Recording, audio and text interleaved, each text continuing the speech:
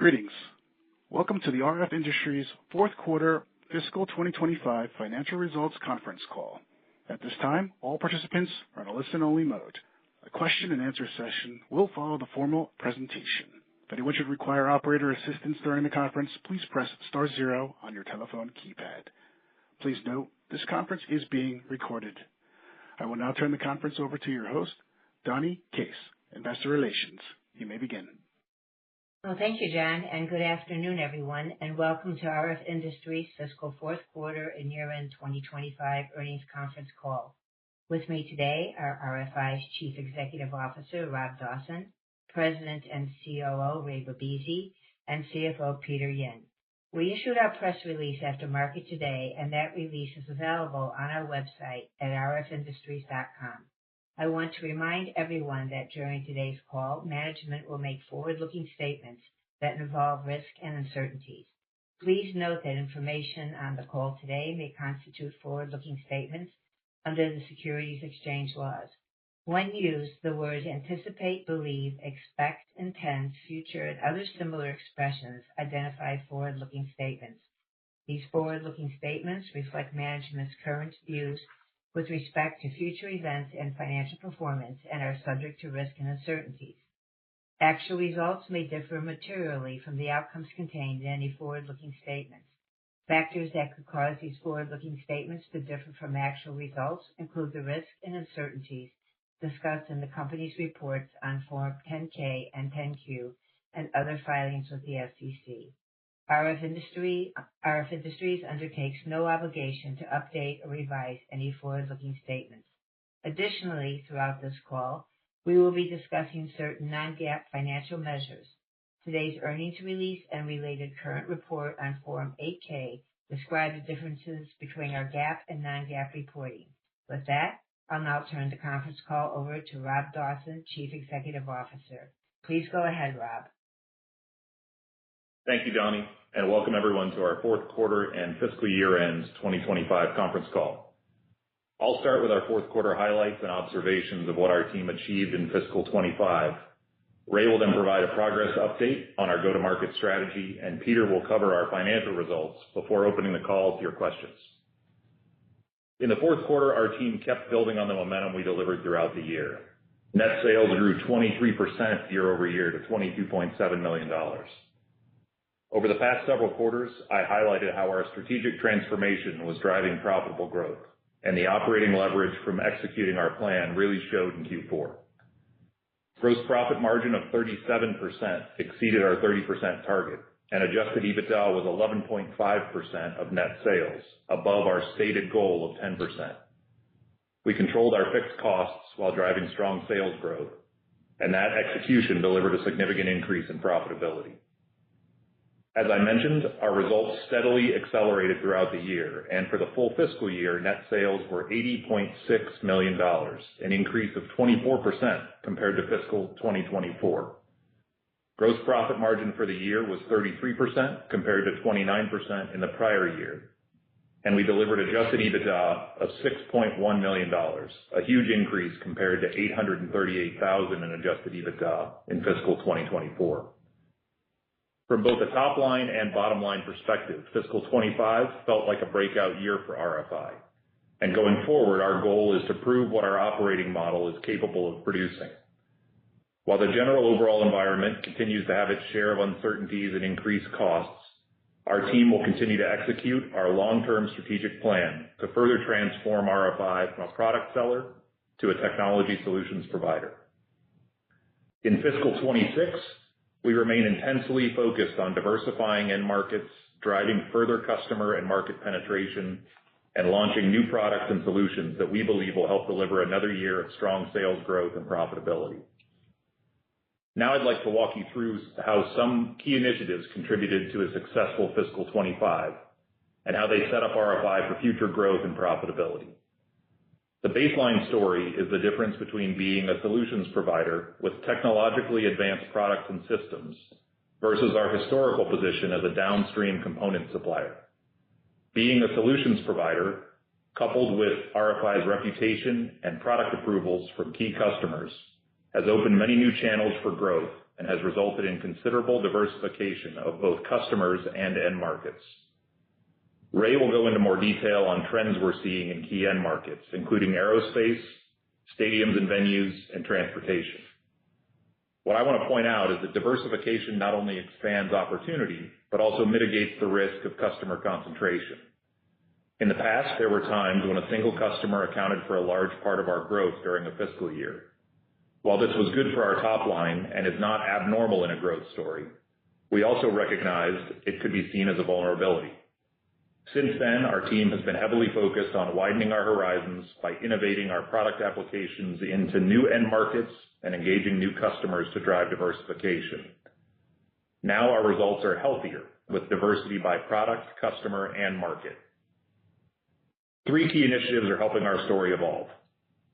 First is deepening our relationships with existing customers. We want to partner more closely with our customers, which allow us to add more value and likely gain a larger share of their annual spend. With our high-value proprietary offerings, we can provide tremendous performance and cost benefits to our customers. We've become very adept at partnering with our customers to identify a need and then using a key solution as the tip of the spear to elevate our relationship. Once we began working more collaboratively with the key technical and market resources within our customers on solving their pain points, we saw more opportunities to cross-sell and expand the value proposition of our relationships. Second, leveraging our successes in markets where we have a long history helps us identify needs for similar applications in other new end markets. Once we've proven our value to key current customers, our team has become skilled at aligning with new customers and partners to penetrate new market segments. We believe over time that these new markets and customers will build into healthy contributors to our sustainable growth and profitability. Finally, we're expanding the value proposition we offer to our channel partners. A solid portion of our revenue comes from partners in our distribution channel, and we continue to foster very close relationships with these key companies. As our portfolio of high-value innovative products and solutions grows, our partners' product offerings to their customers are further enhanced. This has resulted in steady recurring sales for RFI. Also, our distribution partners help open the doors to customers we're targeting. Just about every key contractor and integrator buys from distributors, and we appreciate being well aligned with each of those groups. In addition to our key distributors, we also made a strategic decision to partner with certain manufacturers that act as a channel to take us to new customers and markets. As I mentioned on last quarter's call, a major manufacturer of electronic cabinets and enclosures identified our thermal cooling systems as a solution for edge data center installations, and we're starting to see some real traction in these applications. Both of our organizations believe our combined solution addresses the critical role that cooling systems play in the performance and reliability of edge equipment. While still in its early stage, this collaboration can result in a significant new opportunity for us. It's a great example of where a customer sees a problem and comes to RFI for a solution. We look forward to sharing more about these stories in coming quarters. These go-to-market initiatives, along with our continued focus on constant improvement in operational excellence, provided great results in 2025. And we have solid momentum as we enter fiscal year 26. While we expect some of the normal seasonality in Q1, we also expect to accelerate throughout the year in a similar trajectory to fiscal 25. And with what we know today, we anticipate another year of sales growth. As I've noted before, we look at our business opportunity over the long term, because results can flex from quarter to quarter depending on when orders are shipped out the door, and a small movement of a shipment, even by a day or two, can have a large impact on a single quarter. Our leading indicator is having a strong and diversified pipeline to help fuel top-line growth, which in turn can deliver profitability from our operating leverage. Most important, we have a great team that's firing on all cylinders. Their enthusiasm and commitment to maximizing the opportunities ahead is driving RFI forward to our full potential. Now I'll turn the call over to Ray for more detail on the tremendous progress our team has made in executing on our strategic plan. Thank you, Rob, and good afternoon, everyone. Across our business, Q4 reinforces the progress we've made throughout the fiscal 2025. What stands out most is not just where we're seeing growth, but the consistency and discipline behind our execution. Across our targeted end markets, demand remains supported by long-term infrastructure and connectivity investments. In large infrastructure markets, including stadiums, venues, and transportation, activity remained strong throughout the year. We supported more than 130 projects across these categories, delivering a meaningful contribution to revenue compared to prior years. More importantly, this work strengthened our credibility and visibility, positioning us for future multi-year opportunities, including major global events such as the LA Olympics and the U.S. World Cup, as well as continued airport modernization programs. Our pipeline continues to provide strong visibility across a wide range of infrastructure-related opportunities, reinforcing our confidence in demand stability. The aerospace and defense market also remains solid.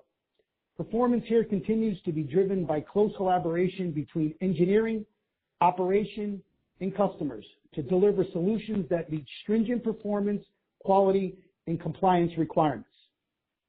In telecommunications and broadband, investment remains focused on densification, coverage expansion, and network reliability. Our small cell, direct air cooling, and RF passive solutions continue to see consistent traction across both OEM and carrier-driven programs. Across all these markets, our distribution channels continue to perform well, delivering consistent contributions based on improved product availability, strong partner engagement, and more disciplined commercial cadence. From an operational standpoint, Q4 reflected continued progress towards more predictable execution and tighter operational controls across inventory, cost, and delivery. Inventory actions were focused on aligning supply chain with demand while managing tariff and supply chain uncertainty. And our cost reduction initiatives continue to deliver tangible benefits. Process and IT improvements are strengthening forecast accuracy, visibility, and scalability across the organization. From an engineering perspective, our focus continues to be innovation aligned with market demand. A more disciplined state gauge process and cross-functional prioritization are improving on how we allocate resources to the highest value opportunities. Customers are increasingly engaging with us early in their design cycles, reflecting our evolution from a component supplier to a problem-solving partner. As Rob noted, RF Industries looks very different today than it did a few years ago. That change reflects clearer accountability, stronger cross-functional alignment, and a more disciplined operating rhythm. Looking ahead to 2026, our priorities are to build on this foundation, executing reliable, advancing our product roadmap, strengthening leadership, and improving predictability across the business.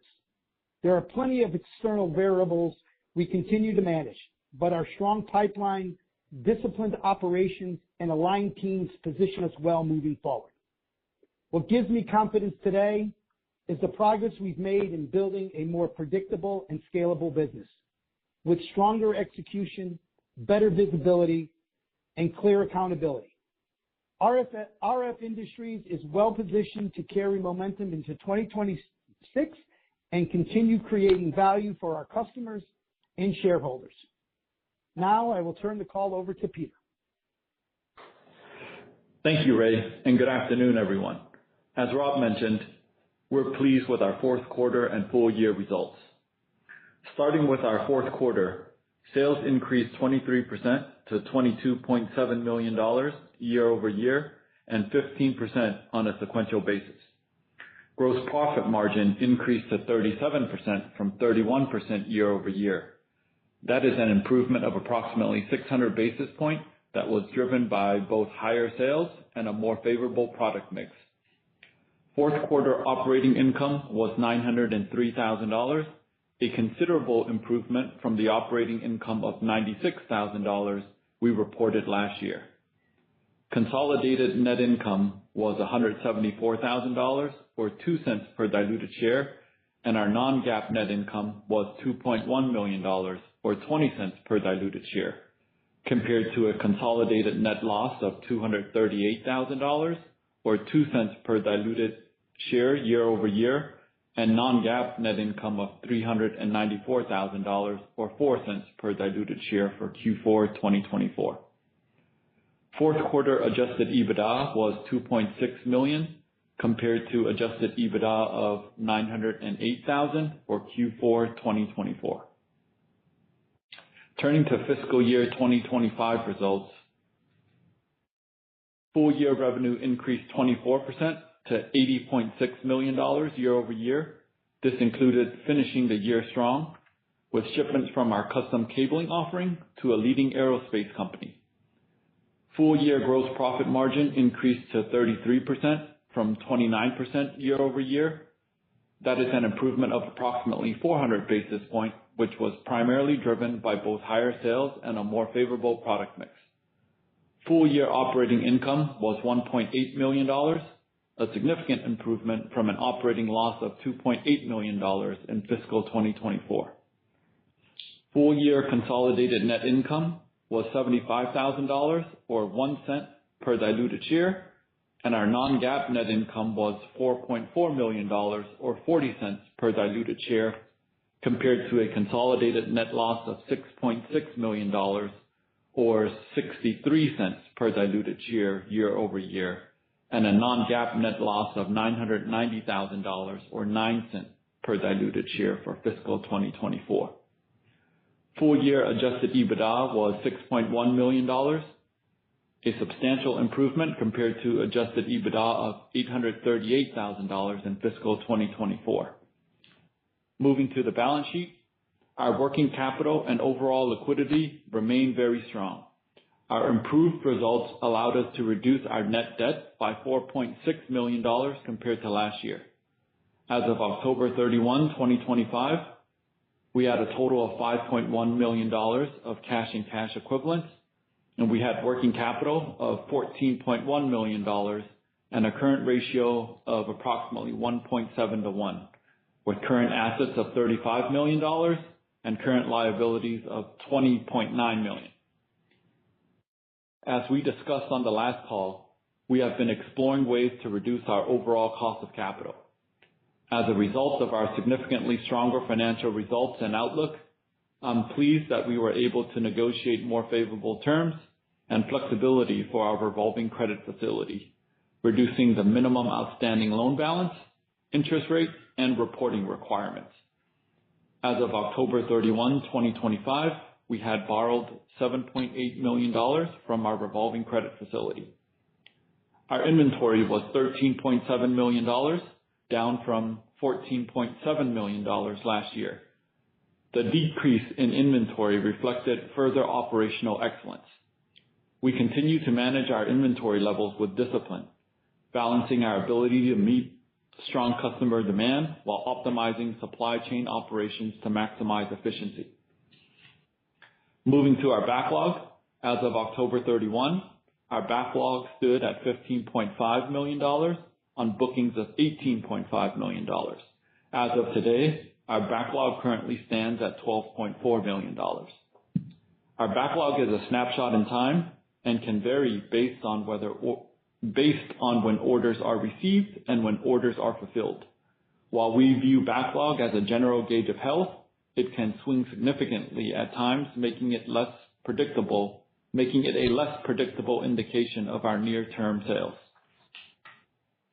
We are incredibly proud of the breakout year that we achieved in 2025. While understanding there is still work ahead of us as we see room for further improvements, we enter fiscal 2026 with strong momentum, and we are optimistic about the future and our ability to drive improved profitability as we continue to grow. With that, I'll open up the call for your questions. Thank you. At this time, we will be conducting a question and answer session. If you would like to ask a question, please press star one on your telephone keypad. A confirmation tone will indicate your line is in the question queue. You may press star two if you would like to remove your question from the queue. For participants using speaker equipment, it may be necessary to pick up your handset before pressing the star keys. One moment, please, while we poll for questions. Once again, please press star one if you have a question or a comment. The first question comes from Josh Nichols with B. Riley. Please proceed. Hi, this is Matthew on for Josh. Thanks for taking my questions and great quarter. Thanks, Matthew. I guess to start off, I mean, fiscal 25 came in above our expectations. You had strong momentum exiting the year. I'm just wondering how we should think about the growth trajectory for fiscal 26, especially now that we're almost through the first quarter of your fiscal 26. So I'm just wondering how things are tracking. Yeah, appreciate that. Thanks for the question and the comment. So I think as I said in my commentary, our expectation for 26 is another year of growth. I think the trajectory of how we get there is going to look similar to what it was in 25. The joy of having a first quarter that includes November, December, and January means you're always going to have seasonality almost regardless of what industries you're selling into. So we expect our first quarter probably to be our platform to start from as our lowest quarter of the year. Again, and if you look at what we did in 2025, you can see how quickly that accelerates and how the profitability really ratchets up. So while we're not giving specific guidance, I think if you look at our normal quarterly, quarter-over-quarter growth that we see in a given year, we expect something similar in 26. Got it. And yeah, I mean, this fiscal fourth quarter was really strong, and you had gross margins that expanded to 37%. So I'm just wondering, like, can you break down how much of that was mix versus operating leverage or pricing? Yeah, I think it's really a nice combination of product and solution mix, which we're starting to see a solid impact and contribution from some of the higher margin product lines that we sell. But I can't really understate the strength of a sales number that starts to get up above $20 million a quarter. I mean, we really saw it in Q4, and that's not something that we've been able to even model perfectly and say, hey, what's this going to look like if our mix does what we think it's going to do and sales go above a certain level? Once we fully absorb our fixed overhead and our labor, we start to throw a lot of cash to the bottom line. And so I think that was as much the story in Q4 as anything else was our sales came in a little higher than even what we expected. We had some orders that were requested to be moved in a little bit, which was great. So we benefited from that, but certainly you can really see what happens when sales creep up above $19-20 million, how much of that becomes a bottom line impact. Yeah, actually expanding on that bottom line impact. I mean, similarly, EBITDA margin was, like 11.5%, and that was above your 10% target. Is there sort of like a new target that you think you can hit? I mean, you're expected to grow this fiscal 26, so I'd only imagine that as you continue pushing past 20 million, it'll continue to be above that 10% target on a strong quarter.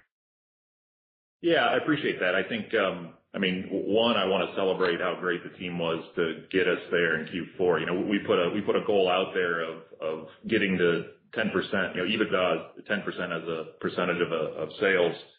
We put that out not long ago and said, yeah, we see an opportunity to get there. We've got to really work hard to do it, both on the cost and operational excellence side, but also on the sales side. And everything kind of came together in Q4. I think the expectation for us is we got to find ways to keep it above that 10% number. That's not an easy feat. I mean, if sales are up, that's great, but we're also up against, continued cost increases and other things that are being thrown at us. So we're not putting out a specific different goal than what we already have. Our job is really to keep the profitability at as high a level as we can.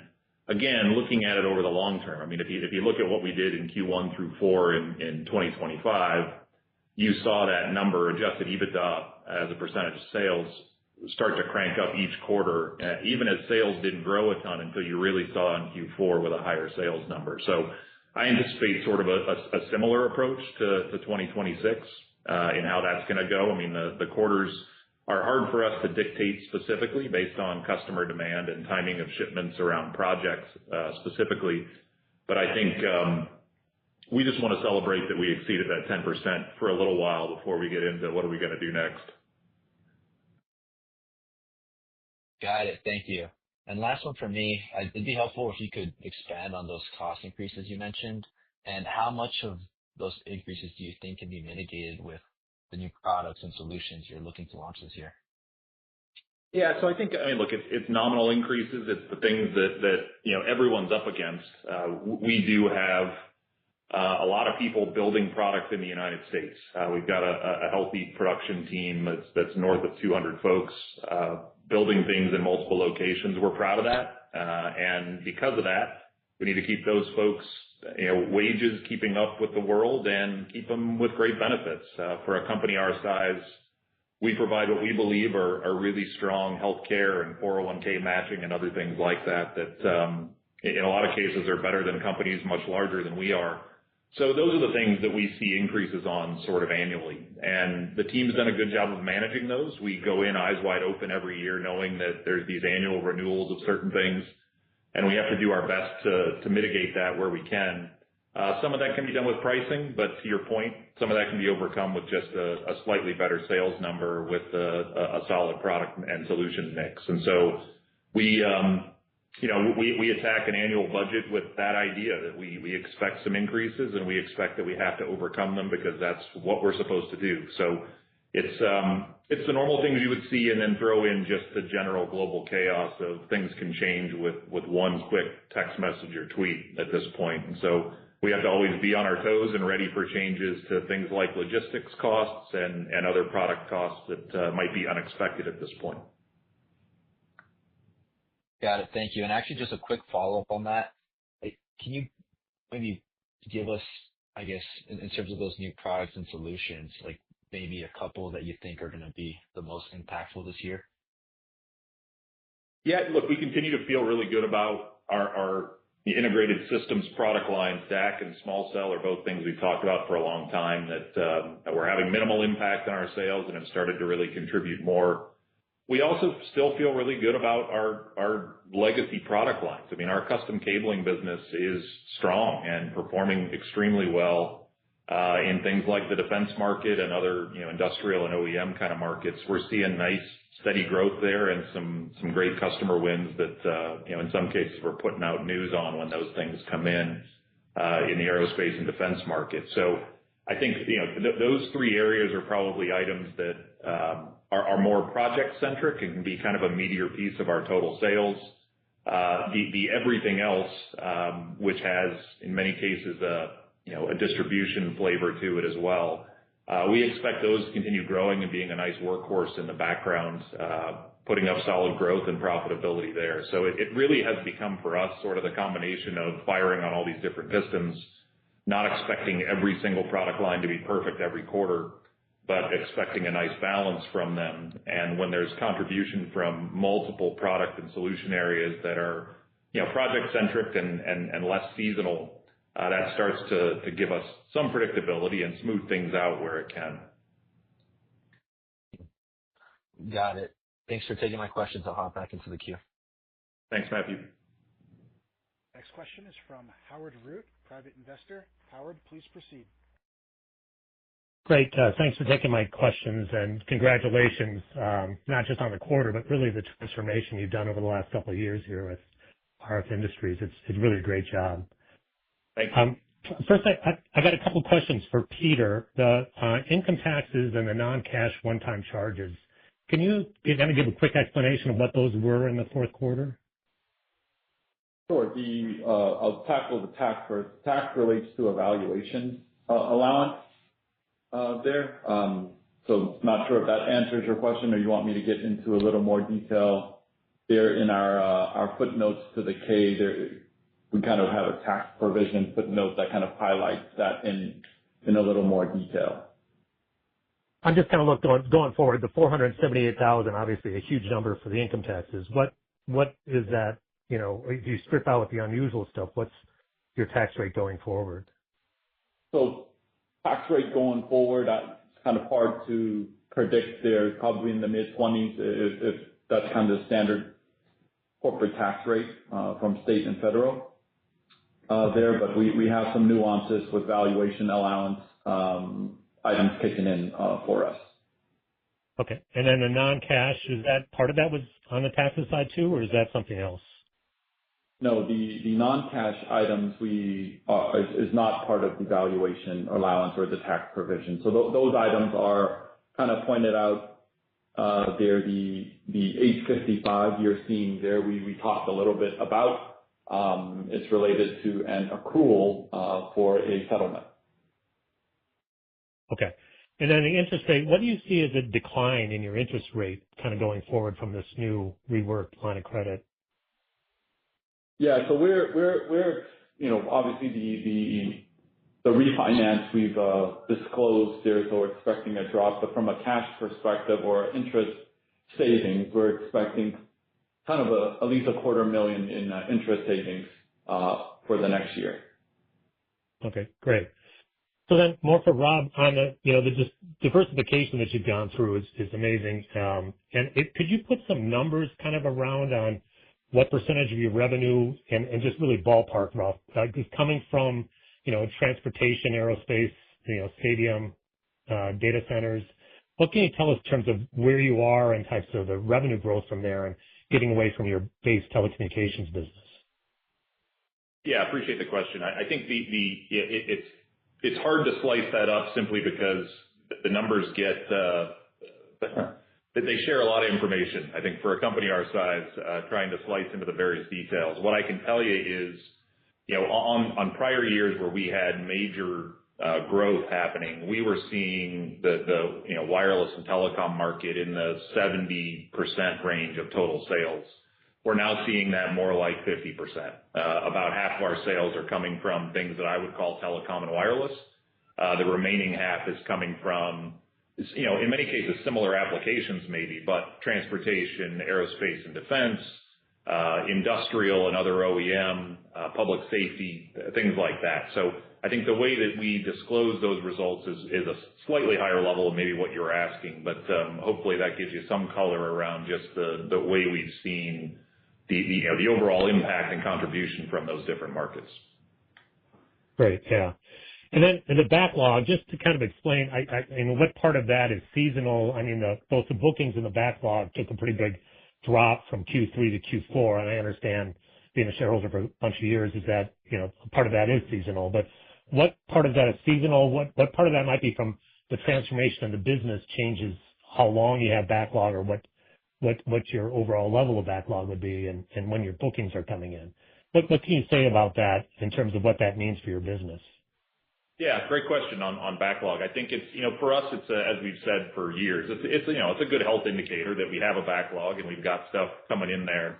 I think we also disclose it probably deeper than most companies, where we talk about, end of quarter and based on the bookings that we had, what got us to that number, and then we give an update at the time of our call to make sure people are clear, to elaborate a little bit on how the business does work. And you're right with the way you're thinking about it is, seasonally, we expect to have a solid booking quarter in our fiscal fourth quarter.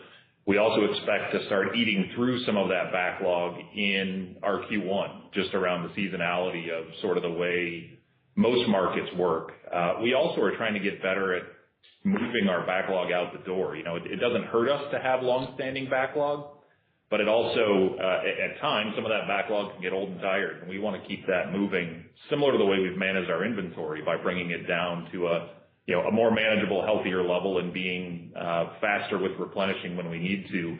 Our expectation on backlog is that it sort of hits a low point in our first quarter and then starts to work its way back up as we see the project-based work on the calendar year start to kick in when people's budgets get finalized and everyone gets settled back into their seats. This was I think everyone probably felt it. This was a strange holiday season because you had Christmas and New Year both falling on a Thursday, which means you basically had 2 dead weeks from a people coming to work and everyone being engaged perspective. We're finally seeing the world get back to a little more normalcy. Our expectation is that backlog will, start to move back up as it normally does this time of year. But at the same time, you can see that we've been moving some of that out the door to get to a fresher level as well. Right. And then bookings, the $18.5 million in bookings for Q4, was that kind of according to your plan? Was that ahead of your plan or a little under your plan? How did that fit with your expectations? Yeah, I would say it's around our plan-ish. I think it's hard to Q4 is a tough one because of where our October year-end doesn't really align with other people's budgets. So we generally see a larger booking level happen in our third quarter is kind of just seasonally. That's what we've historically seen. It's starting to smooth out a bit, but the October, November, December, January timeframe is always any order that we expected in any of those months could be in another one, and that's just how it falls around the year end and the year beginning. So it was fine. I think we were happy with that number, and and the thing that we're even happier about though is what we've got in our pipeline that still looks super healthy. Ray talked some about that, the different application areas and the different customer areas where we're seeing growth in the last couple of years. We've still got a really solid pipeline of opportunities that aren't going away. While those move around in those various months, as I just said, we only see us adding to that pipeline of opportunity and feel really good about it. Great. Well, I appreciate all the extra color there. And again, congratulations to you and the whole team on outstanding performance from where you were 3 or 4 years ago to where you are today. Thanks a lot. Great. Thank you, Howard. Once again, if you have a question or a comment, please indicate so by pressing star 1. The next question comes from Steve Cole with Mangrove. Please proceed. Hey, good morning, guys. And I too would like to reiterate that it's congrats on a great performance. I'm sure I agree that you should at least savor the victory at least for a day or two, maybe even a week before we start looking at the next set of targets. But wanted to talk about a couple things. One thing on the balance sheet, I noticed, if I'm doing my math right, we're down to $3 million in net debt, which has probably been the best we've been in quite a while. How is that changing our priorities on capital allocation? Do we see we haven't done any acquisitions in a while? Do we look at share buybacks, acquisitions, dividend? Has the thought changed at all on that, or what is the thinking today on capital allocation? Yeah. Hey, Steve. Thanks for the question. I think at the moment, our priority is the same as it has been.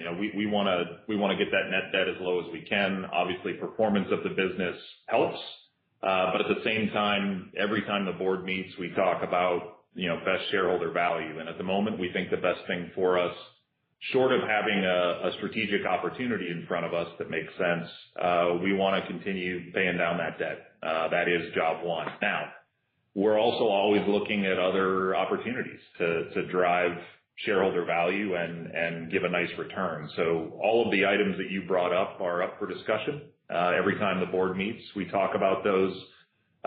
We haven't done an acquisition in a few years. That's been on purpose, and some of that was the market, and some of it was us getting to a point where we could actually finish the integration of the ones that we had done. We finally got a chance to do a lot of that work, which is showing through now in our operating leverage and getting our costs as low as we can. So I think if there were an opportunity that presented itself from an M&A perspective, we might alter those priorities. But at the moment, our priority continues to be debt service and getting that to as low a point as we can. Right. Now, if I want to follow up just on margin for a sec. So I know obviously margin's doing very well. I guess I'm curious, when we look across the base, how much of the improvement of margins coming on the booked inside versus just volume running through the plant? I know you've keyed in on, again today, kind of I know it depends on mix, and we get to a certain level, a lot comes to the bottom line. But are we seeing, is that split 50, if you look at it, I don't know how to phrase the question, but are we seeing a better book? Because I presume as you're getting the aerospace defense stuff, you're getting better booked in margins there, I would think. But can you put some color around that or some granularity? Yeah, I think the best I can do there is, look, having a better product mix and solution mix with some of our newer, high value, much more technology centric product areas really helps. I mean, that mix, just as those areas perform better, math will tell you that'll start to drag your gross margins up.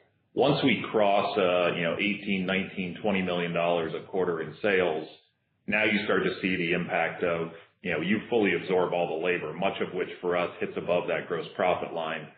So the better we perform top line wise, almost regardless of product line and the mix, you're going to see more profitability, which for us, we live and die by the gross profit line. We manage ourselves really well below the line. It is a function of those things. Can we sell more valuable products and solutions to our customers, and can we get that high as possible? Because when we do, you really see the impact of it. So as it's hard for you to ask the question, it's hard for me to give a specific answer on which percentage causes which. But I can tell you that both those things help, although we would see a solid margin improvement just with a higher sales number and a similar product mix than what we've had historically. It wouldn't be as high as 37%, but it certainly would be better. And last question, just touching on, you alluded to DAC and small cell. Obviously, it's taken a little while for them to get some traction. But talking about public safety for a minute and density, I know for a long time we were talking about these buildings and venues, and even elevated people had to have coverage. Are we seeing, how has the regulatory landscape there changed? Or is it still a local thing, or is there anything, from a bigger picture, is that market becoming more lucrative and getting more traction as people have put requirements on the books that they're actually enforceable? Yeah, we like the public safety market. I mean, we have a great product offering, not just with our RF passives and some RF active gear that we have under the Microlab brand, but also our kind of core connectivity product line fits in there as well with fiber and coax. So we like it. We've sold to it for years. Most of that gets serviced through the distribution channel, which again we appreciate those partnerships and getting to markets like that. I think how those decisions are made and who really dictates what, though, it's still really fragmented. You've got localized ordinances that sometimes are hard to enforce. There's certain cities in the country that have mandated public safety coverage inside buildings, and that mandate is hard to force people to do, and they're unwilling to fine these building owners to make it happen. It just becomes a really challenging sort of environment. That's not new. We take part in public safety forums all year long, all the time, and have conversations about it real time. It is similar to kind of BEAD funding. The federal government says, hey, we need this, and then it gets left up to states and local governments, and then it just becomes a revolving door of people making decisions, and it's been challenging to pin down sort of a final addressable market there, short of saying, for us, it falls into our in-building coverage, our distributed antenna system product areas, and the way we service those applications. So I think it'll continue to get better. New buildings being built tend to have an opportunity to put in some better public safety-based RF solutions, and we're right in the middle of many conversations around that, and I think our offer is really strong there. So we expect that to be an opportunity for us going forward, but it continues to be extremely fragmented from an ordinance and decision-making perspective. Great. Thank you guys very much. Thanks, Steve. We have no further questions in the queue. I will now turn the call back over to Robert Dawson for closing remarks. Great. Thank you, John. And thanks, everyone, for participating in today's call. We truly appreciate your support and look forward to reporting on our progress throughout fiscal 2026. Have a great day. This concludes today's conference, and you may disconnect your lines at this time. Thank you for your participation.